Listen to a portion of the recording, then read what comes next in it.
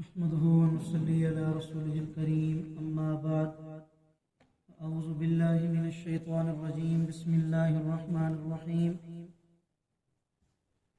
سورة الجاثية مكية بسم الله الرحمن الرحيم حاميم تنزيل الكتاب من الله العزيز الحكيم إن في السماوات والأرض لآيات للمؤمنين صدق اللہ العظیم۔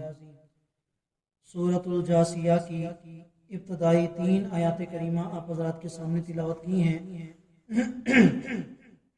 آیات کریمہ کا ترجمہ یہ ہے، اللہ رب العالمین ارشاد فرما رہے ہیں حامیم، اللہ تعالیٰ ہی اس کی مراد کو بہتر جانتے ہیں۔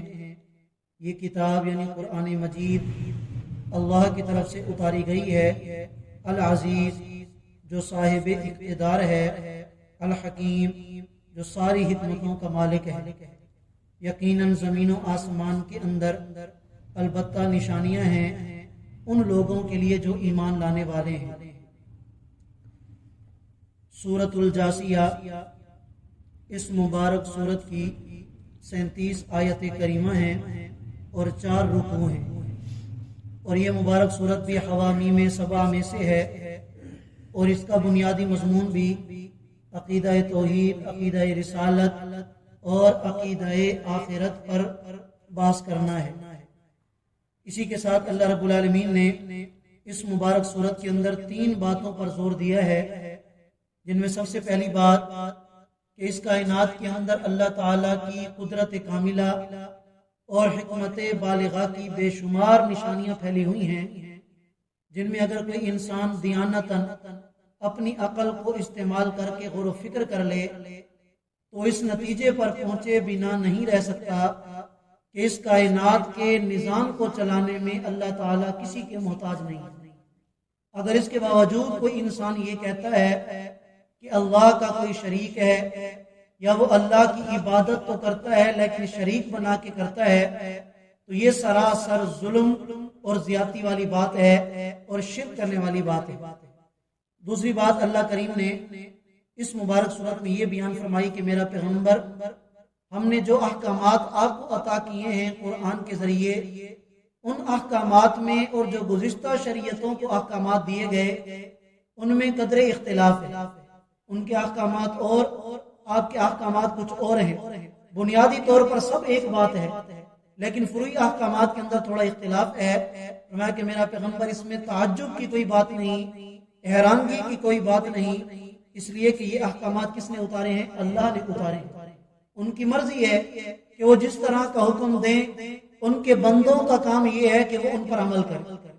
یہ سوال نہیں بنتا کہ یا اللہ ان کے لیے اور احکامات تھے، ہمارے لیے اور احکامات ہیں، اور ان احکامات کے اختلافات میں یہی سب سے بڑی حکمت ہے کہ اللہ تعالیٰ ہر انسان کو یہ بات سمجھانا چاہتے ہیں کہ کسی بھی عبادت کے ایک خاص طریقے میں کچھ نہیں رکھا، سب کچھ اگر رکھا ہے تو اللہ تعالیٰ کی تابعداری میں رکھا ہے۔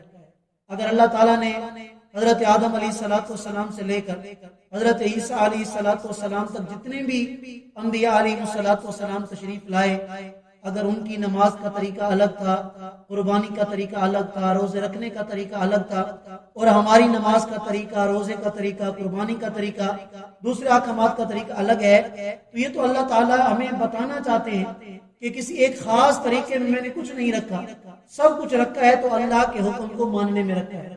میں تمہیں جس طرح حکم دوں تم نے اس طرح عبادت کرنی ہے۔ میں تمہیں کہوں کہ بیت المقدس کی طرف منہ کر کے نماز پڑھو تو تم نے اسی طرح منہ کر کے نماز پڑھنی ہے۔ میں تمہیں حکم دوں کہ نہیں اب بیت المقدس کو چھوڑ دو، قبلہ تمہارا بیت اللہ ہوگا، تو تم نے اس طرح منہ کر کے نماز پڑھنی ہے۔ اب کوئی یوں نہ سمجھے کہ پہلے اس طرح منہ کر کے نماز پڑھتے تھے، اب اس طرح منہ کرنے کا حکم آ گیا۔ اسی بات میں تو اللہ تعالیٰ ہماری آزمائش کرنا چاہتے ہیں کہ یہ میری مانتے ہیں یا اپنی عقل کے پیچھے چلتے ہیں۔ تو فرمایا کہ میرا پیغمبر، اس میں کوئی تعجب کی بات نہیں، یہ احکامات کس نے اتارے ہیں؟ اللہ نے اتارے ہیں۔ آپ کا کام یہ ہے کہ آپ بھی اور آپ کی امت بھی ان پر عمل کریں۔ اور تیسری بات جو اس مبارک صورت میں جس پر زور دیا گیا وہ ہے قیامت کا ہولناک منظر۔ چنانچہ اسی مبارک سورت کی آیت نمبر 28 کے اندر اللہ رب العالمین نے ان لوگوں کا ذکر فرمایا کہ جن کے لیے قیامت کے دن عذاب کے لیے اعلان کیا جائے گا تو ان کے دلوں میں اتنا خوف طاری ہو جائے گا کہ وہ گھٹنوں کے بل بیٹھ جائیں گے۔ جاسیہ عربی زبان میں ان لوگوں کو کہتے ہیں جو گھٹنوں کے بل بیٹھے ہیں، تو اسی وجہ سے سورت کا نام بھی سورت الجاسیہ ہے۔ فرمایا حامیم، اللہ تعالیٰ ہی اس کی مراد کو بہتر جانتے ہیں کہ یہ کتاب ایسی ذات نے اتاری ہے جو صاحب اقتدار اور حکمت والی ہے۔ فرمایا زمین و آسمان میں ایمان والوں کے لیے نشانیاں ہیں، وفی خلقکم، اور تمہارے پیدا کرنے میں اپنے وجود پر ایک نظر ڈالو، کتنی بڑی اللہ کی قدرت کی نشانی ہے۔ وما یبث من دابہ، اور یہ جو چوپائے اللہ نے زمین و آسمان میں پھیلا رکھے ہیں، آیات لقوم یوقنون، اس میں بھی ان لوگوں کے لیے نشانیاں ہیں کہ جو یقین رکھتے ہیں اللہ کی ذات۔ واختلاف اللیل والنہار، زمین و آسمان کی یہ جو رات اور دن کی یہ جو آنا جانا ہے اس میں بھی نشانی ہے۔ وما انزل اللہ من السماء من رزق، اللہ نے آسمان سے جو رزق اتارا یہ بھی اللہ کی قدرت کاملہ کی ایک نشانی ہے۔ فاحیا به الارض بعد موتها، اسی کے ذریعے اللہ نے مردہ زمین کو زندہ کر دیا۔ وتصریف الرياح، ہواؤں کی گردش میں بھی اللہ کی قدرت کاملہ کی نشانی ہے۔ آیات لقوم یعقلون، ان لوگوں کے لیے کہ جو عقل رکھنے والے ہیں۔ تلک آیات اللہ، یہ تو اللہ کی آیات ہیں۔ نتلوها علیک بالحق، میرا پیغمبر جن کو ہم آپ پر ٹھیک ٹھیک پڑھتے ہیں۔ فبأي حدیث بعد اللہ وآیاتہ یؤمنون، پتہ نہیں ہے مکہ کے کافر یہ مشرک اللہ کی بات کے بعد، اللہ کی آیات کے بعد کس بات پر ایمان لائیں گے؟ جب قرآن پر ایمان نہیں لاتے جو اللہ کا کلام ہے، پتہ نہیں یہ کس بات پر ایمان لائیں گے۔ لہٰذا جب یہ موت آئے گی تو اس کے بعد ان کو سب پتہ چل جائے گا۔ اللہ ہم سب کو سمجھنے اور عمل کرنے کی توفیق دے۔ جزاک اللہ۔